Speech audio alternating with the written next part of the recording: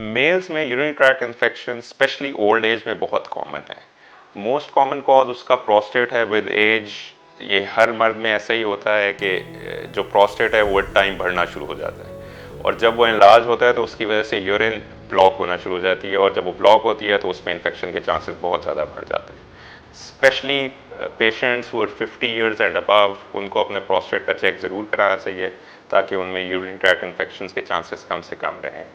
इसके अलावा kidney stones बहुत कॉमन कॉज है यूरिनरी ट्रैक्ट इन्फेक्शंस का। ये यंग एज में भी होता है, मिडिल एज में भी होता है, ओल्ड एज में, किसी भी एज में हो सकता है। तो अगर आपको यूरिन की प्रॉब्लम हो रही है तो एक अल्ट्रासाउंड ज़रूर करवाएं जिसमें हमें स्क्रीन कर सकेंगे कोई आपके किडनी स्टोन्स तो नहीं बन रहे।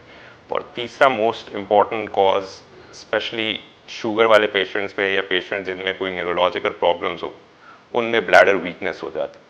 तो उसको इवेल्युएट करना बहुत ज़रूरी है कि उसकी वजह से यूरिनरी ट्रैक्ट इन्फेक्शन ना हो रही है।